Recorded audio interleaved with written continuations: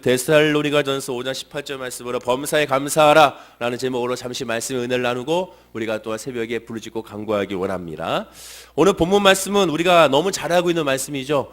범사에 감사하라. 이 말씀은 어린아이 때부터 시작하여 교회학교 때부터 시작하여 계속 듣던 말씀이고 또 누구나 다 이 말씀에 대해서는 다 한 말씀씩 할 수 있는 오히려 설교까지 할 수 있는 그런 말씀이 바로 이 범사에 감사하라라는 이 본문의 말씀일 것입니다.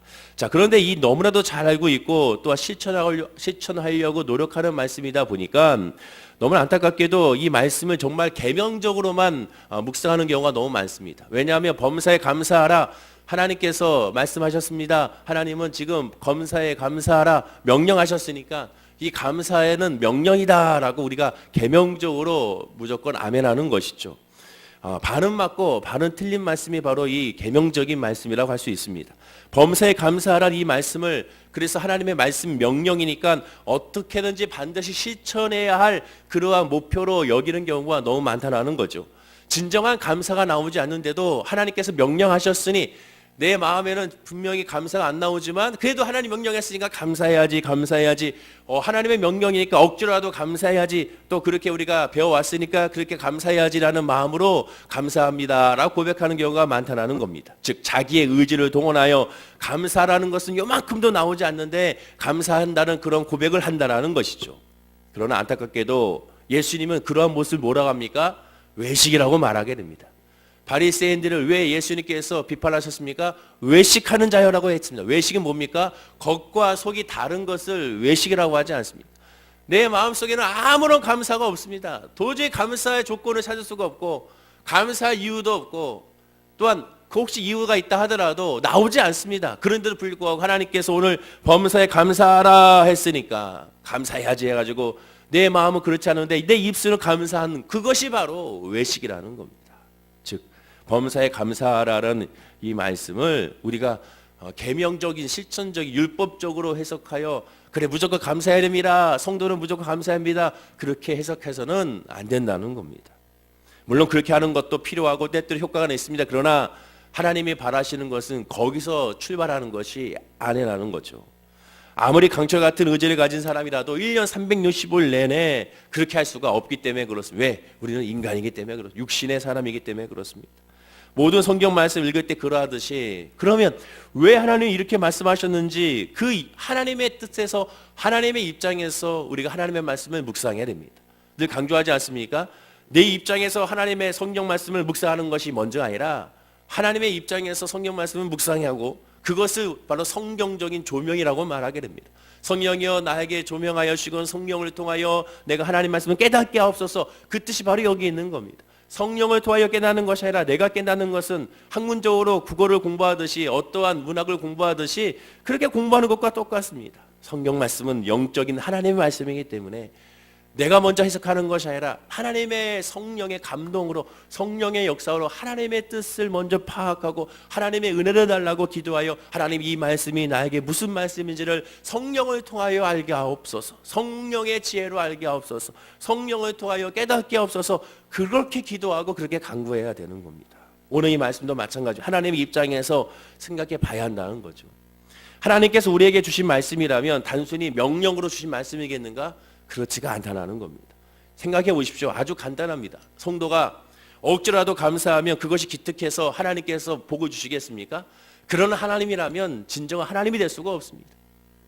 사랑하는 자녀들을 보십시오. 간단한 예로 내 사랑하는 자녀가 마음을 속상하고 답답한데 속마음을 속이고 겉으로 즐거워하며 있다는 것을 안다면 얼마나 더 속상하겠습니까? 야, 제가 너무 힘들고 어려운 거 내가 알고 있는데 그런데 이렇게 겉으로는 웃으면서 하고 있는 모습 보면 더 속에서 피눈물이 나는 거죠. 인간도 그러할진데 하나님은 더 말할 것도 없습니다. 하나님은 어떤 분입니까? 우리 마음 깊숙한 곳까지도 통달하신 분이라고 다윗은 말하고 있지 않습니까? 우리의 머리털마저도 세시는 분이 하나님이라고 말씀하고 있지 않습니까? 내 마음속에는 오직 아픔과 상처와 눌림으로 말미암아 뒤죽박죽인데 성경에 나와가지고 이 모든 것들을 그대로 둔 채 하나님 감사합니다라고 있으면 하나님께서 기뻐하시겠냐는 거죠. 그런 하나님이 아니라는 겁니다. 그런데 오늘날 너무나도 많이 그렇게 가르치고 있으니 너무 안타까운 거죠. 하나님 말씀 중심이 아닌 결국 인간의 중심이었기 때문에 그렇습니다. 억지로 감사하는 성도들을 기뻐하시며 또한 그를 즐거워하시는 하나님이 아니라는 거죠. 억지로 감사하는 성도들을 더 안타깝게 여기신 분이 바로 그분이 하나님입니다. 억지로 감사하고 억지로 기뻐하고 억지로 찬양하고 억지로 기도하고 억지로 예비하는 그 모습에 더 안타까워하는 분이 바로 여호와 하나님이라는 것을 우리가 기억하고 깨달아 알아야 됩니다. 예수님이 뭐라고 말씀하셨습니까? 하나님께서 예비하는 자를 어떤 자를 신령과 진정으로 예비하는 자 하나님은 찾으신다. 신령과 진정이 뭡니까? 겉과 속이 다른 것이 아니죠. 내 마음 깊숙한 곳에서 하나님을 예비하고자 하는 사람, 내 마음 깊숙한 곳에서 하나님께 기도하고 하는 사람, 내 마음 깊숙한 곳에서 하나님께 예배하고 하자 하는 그 사람을 하나님이 찾으신다는 거지. 나는 하기 싫은데 억지로 나와서 예배하고 억지로 기도하고 억지로 봉사하고 억지로 헌신하고 억지로 감사하는 것을 하나님께서 받으신다? 받지 않는다라고 말씀하게 됩니다. 오늘 본문 말씀도 범사에 감사하는 것이 그 중심이 무엇인지 그래서 다시 한번 파악해 봐야 되는 겁니다. 하나님의 범사에 감사하라고 명한 것은 사람이 범사에 감사할 수 있는 것이 안 된다는 것을 아시기 때문에 범사에 감사하라고 말씀하신 겁니다. 우리가 할 수 없기 때문에 범사에 감사하라고 말씀하신 겁니다. 율법 613가지를 주신 이유가 뭐라고 합니까? 우리를 거울로 삼아서 그것을 지킬 수가 없음을 깨달아 그로 말미암아 나는 하나님이 아니면 살아갈 수 없구나. 율법 613가지를 통하여 내가 하나님의 은혜가 아니면 살아갈 수가 없구나. 하나님의 공의가 아니면 내가 승리할 수가 없구나. 그것을 깨닫는 것이 율법이지 않습니까? 그래서 거울, 우리의 영적인 거울이라고 말해서 우리의 죄를 깨닫게 하고라고 사도 바울은 고백하지 않습니다. 마찬가지 범사에 감사라도 마찬가지 우리가 할 수 없다는 것 누구보다도 예수님은 잘 아시죠. 누구보다도 하나님은 아시죠. 우리가 입술로 감사할 수 없고 영으로 감사할 수 없는 건 누구보다도 하나님은 잘 아시기 때문에 이 말씀을 하시게 된 겁니다. 추수기에 수확이 풍성한데 감사하지 못한 사람은 없죠. 사업의 매출이 달마다 오르는데 감사하지 못한 사람이 없습니다. 직장에서 승진의 길이 계속 열리고 있는데 감사하지 못한 사람은 없죠. 그러나 반대로 우방이나 가뭄으로 말미암아 열심히 농사한 것이 다 물거품이 돼버리면 그때도 감사할 수 있을까요? 작물의 피해가 막심했을 때 감사할 수 있는 사람은 아무리 성도라도 힘듭니다. 엊그저께 뉴스에 보니까 김포에 돼지들의 구제역이 의심이 돼가지고 검사했는데 검사결과가 다행히 음성으로 판정이 났다고 하죠. 만약에 양성이었다면 어떻게 됩니까? 그 열심히 갖고 왔던 키워왔던 돼지들을 다 살처분해야 되죠. 그러면 그 집만 그러느냐? 그 주변에 있는 반경 5km 내에 있는 모든 돼지들은 다 건강하지만 살처분시켜야 됩니다. 왜? 위험하기 때문에 그렇죠. 그런데 자기의 돼지들을 다 살처분할 때 하나님 감사합니다라고 그 자리에서 할렐루야 하는 사람이 있겠습니까? 없다라는 거죠. 인간은 그럴 수가 없다는 겁니다. 그렇습니다. 본문의 핵심은 그 일을 두고 어떠한 일을 두고 억지로 감사하라는 뜻이 아닙니다. 그럼 무슨 뜻인가? 근본적인 생각을 바꾸라는 겁니다. 오늘 이 말씀이 근본적인 하나님의 생각으로 바꾸라는 겁니다. 데살로니가전서 마지막 5장에 나와 있는 겁니다. 즉 데살로니가전서 1장부터 시작하여 말씀의 전체적으로 봤을 때 이 말씀을 이해할 수가 있고 이 말씀을 깨달을 수가 있는 거예요. 사도 바울이 이 말씀을 결론적으로 주신 말씀이 이 5장에 있는 바로 이 뒷부분에 있는 이 결론의 말씀인 겁니다. 즉 우리는 할 수가 없다라는 거죠. 생각을 바꿔야 한다는 겁니다. 근본적인 생각, 예수 그리스도 안에서의 생각으로 바꾸고 모든 것을 바꿔야 한다는 거죠. 왜? 우리는 성도이기 때문에 그렇습니다. 성도가 뭡니까? 예수 안에서 어떤 존재입니까? 새로운 피조물이죠. 어떻게? 이전 것은 지나갔으니 보라 새 것이 되었도다. 이전 것을 다 지워버리고 아예 리셋하는 것이 성도라는 거죠. 모든 생각과 가치관이 완전히 뒤집어지는 겁니다. 완전히 뒤바뀐 겁니다. 밭을 다 개간한 것처럼 완전히 뒤집어 까서 옛 것을 다 없애버리고 새 것으로 하면 완전히 재창조된 존재가 예수 안에 있는 저와 여러분이라는 거죠. 그것은 뭡니까? 인간 중심의 사고방식에서 하나님 중심의 사고방식으로 바뀌는 거죠. 하나님 중심의 신앙으로 바뀌는 겁니다. 그것이 바로 예수 그리스도 믿는 하나님의 자녀인 겁니다. 예상치 않은 불행한 일이 닥쳐왔을 때 또한 그 일의 배경에 하나님이 계시는가 계시지 않는가를 먼저 그래서 살펴보는 존재가 예수 안에는 성도의 모습이라는 거죠. 저는 어릴 때부터 불렀던 찬양 중에 복음성 가지고 이와 같은 때라는 것이 있습니다. 저는 항상 궁금했어요. 이와 같은 때엔 난 노래하네. 이와 같은 때엔 나는 찬양하네. 이와 같은 때엔 나는 사랑을 고백하네. 그 이와 같은 때가 언제나? 이와 같은 때가 언제입니까? 이와 같은 때. 이와 같은 때가 언제를 말하는 겁니까? 이어가던 때란 바로 지금 현재를 말하는 거죠. 지금에 있는 환경이 중요한 것이 아니라 지금 있는 호흡하고 있는 지금 이 순간에 감사하고 이 순간에 노래하고 이 순간에 찬양한다는 겁니다. 왜? 하나님이 계시기 때문에 그렇다는 거죠. 하나님이 계신지 계시지 않는지 근본적인 생각을 바꾸라는 거죠. 그러면 그것을 바꾸게 되면 하나님이 계시는 것을 안다면, 전능하신 하나님이 계시는 것을 안다면, 나를 사랑하신 하나님이 계시는 걸 안다면 어떻게 되느냐? 하나님을 찬양할 수밖에 없다라는 겁니다. 만약 하나님이 계시다면 하나님께 심수를 내셔서 하나님께서 우리에게 또한 심판하기 위하여 하나님께서 또한 어떠한 모습으로 이것을 이렇게 하셨는지 아닌지를 살펴볼 수가 있다라는 겁니다. 즉 그것에 대한 배경에 하나님이 계신다는 것을 깨달아서 그로 말미암아 하나님을 계심을 알기 때문에 감사할 수가 있다라는 겁니다. 설사 성도의 죄에 대해서 하나님께서 징계를 한 뜻이 있다 하더라도 하나님이 계시기 때문에 그래서 그 징계에 대해서 감사할 수가 있다라는 겁니다. 왜? 훗날 그것이 나에게 유익이 됨을 알기 때문에, 하나님의 계심을 깨달았기 때문에. 다시 강조하지만 우리는 범사에, 즉 일어난 모든 것들에 대하여 감사하려 할 수가 없습니다. 진정으로 감사하기 힘듭니다. 그러나 우리가 할 수 있는 건 무엇이냐? 하나님의 영으로 말미암아 하나님의 계심을 알 수가 있습니다. 거기서 출발할 수가 있는 거죠. 그래서 하나님은 무조건적인 감사로 범사에 감사하라는 말씀이 되는 것이 아니라 범사의 배경이 하나님이 계시냐 계시지 않는지 그것을 살펴보라는 겁니다. 그러면 하나님의 계심을 알게 되면, 하나님의 계심을 깨닫게 되면 거기서부터 하나님의 선하심을 묵상하게 되고, 하나님의 인도하심을 묵상하게 되고, 하나님의 도우심을 묵상하게 되고, 하나님의 함께하심을 묵상하게 되고, 하나님의 나를 사랑하심을 묵상할 수가 있다는 겁니다. 요컨대 성도의 감사의 대상은 범사가 아니라 뭡니까? 하나님으로 바뀌어야 한다는 겁니다. 세상 사람들과 불신자들은 범사에 감사합니다. 그러나 예수 믿는 하나님의 자녀는 범사가 아닌 하나님 때문에 감사하는 존재가 됩니다. 완전히 이것이 바뀌어야 된다는 거죠. 바뀌어야 된다는 겁니다. 범사에 감사라는 것은 결국 하나님을 감사하고 하나님을 찬양한다는 겁니다. 감사의 대상을 범사에서 하나님을 바꾸지 않는 한 우리는 범사에 감사할 수가 없다라는 겁니다. 하나님 나 이것 때문에 감사합니다가 아니라 하나님 때문에 감사합니다가 되어야 한다는 거죠. 범사에 감사한다는 것은 거기에 중심이 아니라 하나님께 중심을 둬야 됩니다. 하나님은 성도를 떠난 적이 한 번도 없죠. 예수 그리스도 영접한 이후에 늘 혼자 버려두지 않고 성령께서 말할 수 없는 탄식으로 늘 우리와 함께 하십니다. 함께 하시는 하나님을 깨닫는 것이 바로 성령의 충만함이죠. 나를 사랑하신 하나님을 깨닫는 것이 바로 그 성령의 충만함입니다. 아무 조건 없이 나를 사랑하시고 아무 조건 없이 나를 위하여 죽으시고 아무 조건 없이 나를 위하여 부활하신 그 예수님의 사랑, 그거 하나로 말미암아 만족을 누리고 그거 하나로 말미암아 행복하며 그거 하나로 말미암아 내 마음에 충만한 것이, 그것이 바로 성도라는 겁니다.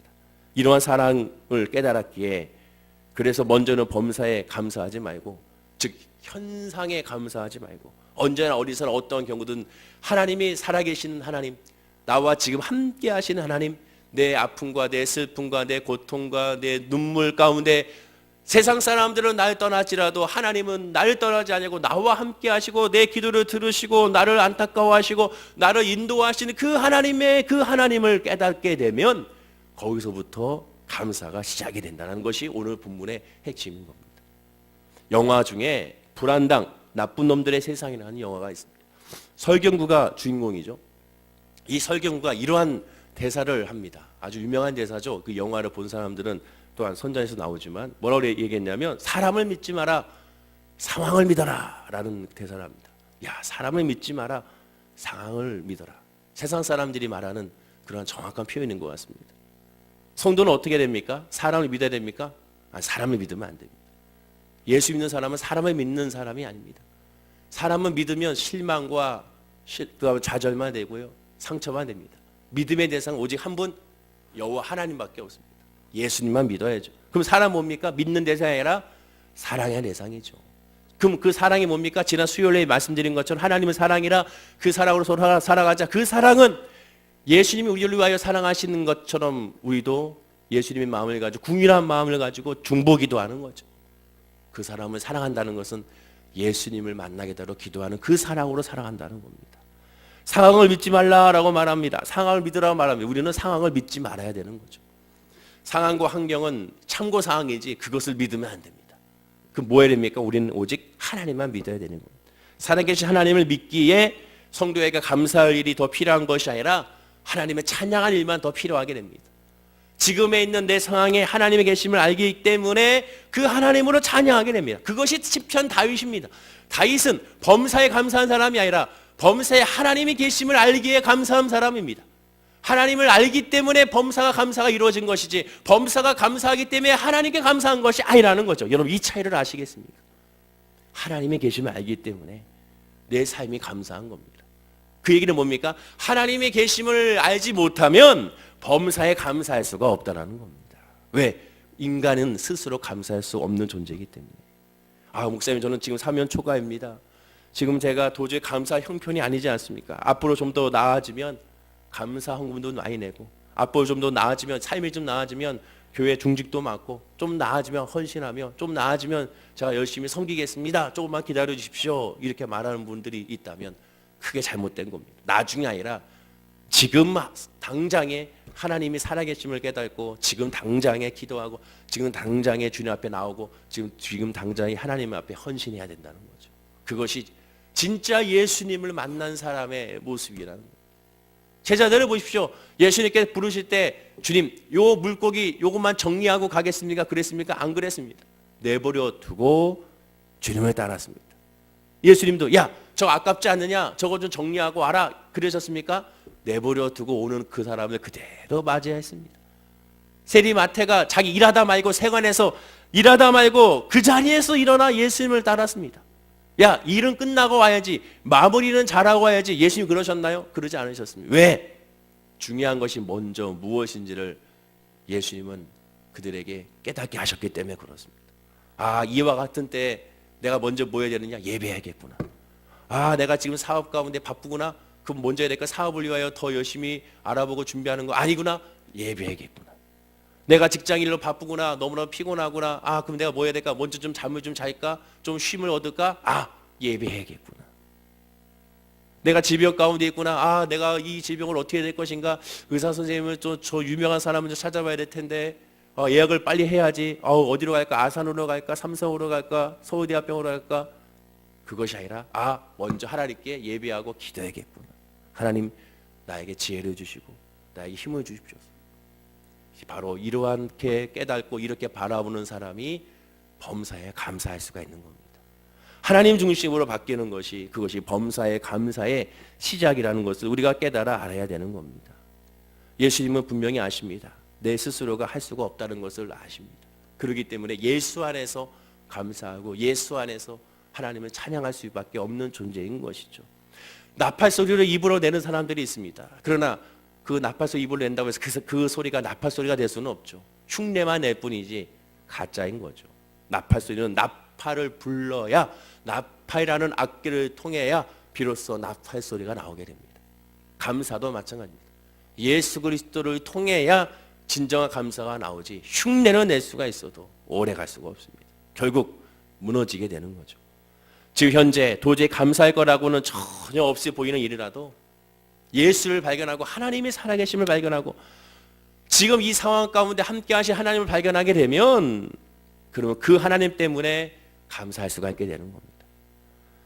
하나님은 우리가 스스로 할 수 없는 것을 알기 때문에 오늘 본문에 바로 우리와 이렇게 권면하십니다. 바로 앞 6절에 보십시오. 16절에 뭐라고 얘기합니까? 항상 기뻐하라. 그 다음에 17절에 쉬지 말고 기도하라. 그 다음에 범사에 감사하라. 즉 범사에 감사하기 위해서는 기도를 중심으로 해야 한다는 겁니다. 쉬지 말고 기도해야 기뻐할 수 있고 쉬지 말고 기도해야 비로소 감사할 수가 있는 거죠. 왜? 내가 감사하고 내가 기뻐할 수가 없기 때문에.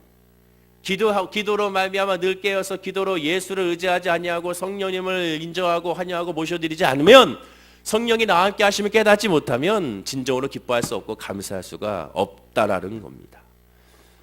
그리고 그것을 깨달았을 때 비로소 지금 현상에 있는 하나님의 은혜를 깨닫고 지금의 아픔에서 하나님의 은혜를 깨닫고 나를 인도하신 하나님을 깨달아서 그리고 그 믿음으로 소망을 누릴 수가 있게 되는 겁니다.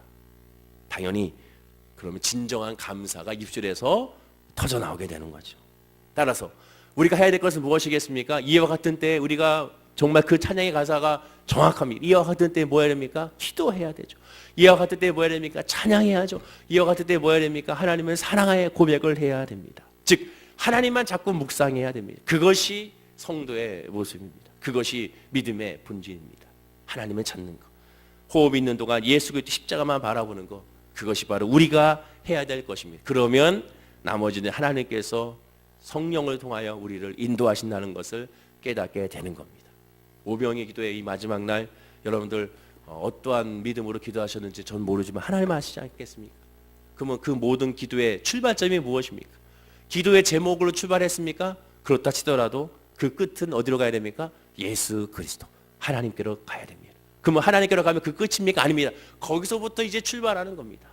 문제를 가지고 하나님께 기도했지만 이제 예수를 발견하는 순간 거기서부터 이제 진정한 하나님의 은혜의 시작이 여러분의 삶 가운데 넓게 퍼진다는 것을 깨닫게 됩니다. 그것이 예수 믿는 사람의 특권이고 기도하는 자의 은혜고 하나님을 바라보는 자의 열매인 것을 우리가 알게 되는 겁니다. 그래서 그것 때문에 슬퍼하지 말고 그것 때문에 좌절하지 않게 되고 그것 때문에 감사하게 되고 그것만 생각하면 기쁨을 얻게 돼요. 왜? 나는 잘 모르겠지만 하나님이 나를 인도하시는 것은 분명한 큰 기대와 소망으로 크고 비밀하게 역사하심을 알기 때문에 그렇습니다. 여러분의 가정을 기대하시고 여러분의 자녀를 기대하시고 여러분의 직장과 사업장을 기대하십시오. 왜 기대해야 됩니까? 기도했기 때문에 하나님을 바라봤기 때문에. 우리 교회를 기대하십시오. 왜? 기도했기 때문에 하나님을 바라봤기 때문에. 이 나라 이 민족을 기대하십시오. 왜? 기도했기 때문에 하나님을 바라봤기 때문에. 하나님께서 그 믿음 가운데 있는 자에게 실망치 않고 30배, 60배, 100배를 큰 은혜와 큰 복을 부어주게 될 줄로 믿습니다. 다시 강조합니다. 우리는 범사에 감사하는 것이 먼저가 아니라 먼저 하나님을 발견하는 것이 먼저입니다. 하나님을 통하여 진정한 감사가 이어지는 우리 모든 성도님 되기를 간절히 축원을 드립니다. 기도하겠습니다. 아버지 하나님 감사합니다. 예수 안에서 하나님이 계시게 하나님의 살아계심을 깨달아 알아 감사할 수 있는 주의 믿음의 사람이 되게 하시니 감사드립니다. 하나님이 아니면 감사할 수 없고 예수가 아니면 진정한 감사가 우리 입술에서 나오지 않음을 다시 한번 고백합니다. 지금 있는 이 상황은 아무리 살펴봐도 감사가 나오지 않습니다. 내 마음 가운데 감사가 나오지 않습니다. 내 마음 가운데 속상함은 나옵니다. 내 마음 가운데 불만만 나옵니다. 내 마음 가운데 불평만 나옵니다. 감사할 수 있는 조건을 찾지 못하는 것이 아니라 없습니다라고 고백하게 됩니다. 그러나 하나님 말씀합니다. 하나님을 발견한 자 감사하게 된다고. 하나님을 깨닫는 자 범사에 하나님의 인도하심을 발견하기 때문에 감사할 수밖에 없음을 고백하게 됩니다. 아버지 하나님 사랑으로 성도님 이 새벽에 감사의 조건을 찾지 못한 사람이 있습니까? 예수를 만나보러 예수 이름 그 이름 때문에 감사함을 알게 하여 주시옵시고 환경으로 감사하는 것이 아니라 하나님 때문에 감사하는 우리 모든 성도님들이 되게 하여 주옵소서. 하나님이 함께 하시기를 지금 문제와 어려움과 아픔과 질병과 고통 가운데 하나님의 선한 뜻이 있고 열매가 있음을 깨달아 그것 때문에 늘 기뻐하고 감사하는 우리 성도님들이 되게 하여 주시고 겉과 속이 다른 감사가 아니라 겉과 속이 같은 예수 안에서 하나된 같은 하나님의 뜻이 되게 하여 주옵소서. 범사에 감사하라. 이것이 그리스도 예수 안에서 너희를 향한 하나님의 뜻이라고 말씀하는 예수 안에서의 그 뜻을 다시 한번 기억하고 주님만 바라보는 우리 모든 성도님들이 되게 하여 주옵소서. 감사드리며 예수님의 이름으로 기도드립니다. 아멘.